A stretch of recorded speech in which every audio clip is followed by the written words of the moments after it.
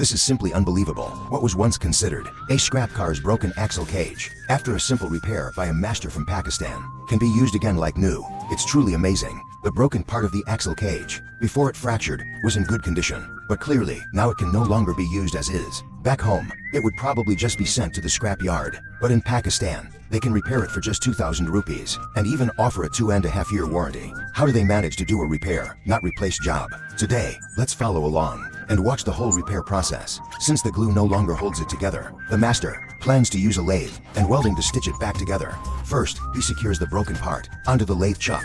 Then, using the lathe's external tool, he smooths out the broken surface. He also adds a 45-degree bevel. This way, when he welds it later, the joint will be much stronger. After smoothing the break, he uses the lathe's tailstock to drill a center hole. This will prevent any off-center drilling later. Once the hole is drilled, he swaps out the bit and starts enlarging the hole as per the markings. The purpose of this hole is to help align the parts during the welding process. To ensure the welding process is stronger, the master chooses a threaded connection. After drilling, he needs to use a tap to cut the thread into the hole. To prevent the tap from shifting, he uses the tailstock to apply pressure and secure it. Once the threads are cut, he finds an old bolt and screws it into the hole to check the fit. The bolt sticks out too much, so now the master needs to use a cutting tool to trim the excess length.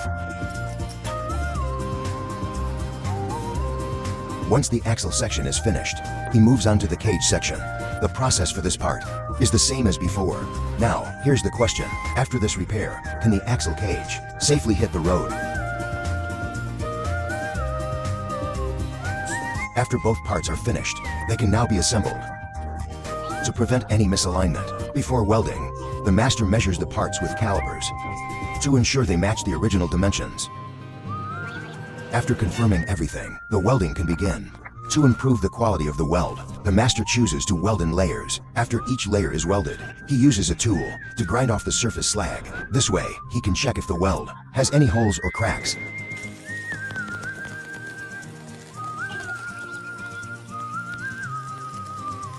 Once the welding is done, since the weld is higher than the surrounding area, the master uses a tool to grind down the excess weld.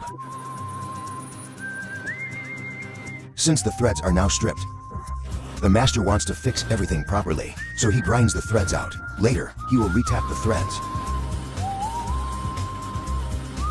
before rethreading. To better track the cutting process, he applies a blue dye to the surface. Then, he begins rethreading. Because of the weld, the axle section is blocked. Since the workshop doesn't have a washing machine, he uses an angle grinder to make the slot. This process needs to be careful and precise. If he overgrinds or misaligns, it will need re-welding, which would delay the repair. After grinding, to increase the strength and hardness of the axle, he needs to perform a high-temperature quenching. Using an oxyacetylene torch, he heats the axle part to 999 degrees, making it glow red. Then he quenches it in oil. After quenching, you can't even tell it was repaired. It looks just like new. Hats off to the master for his incredible repair skills.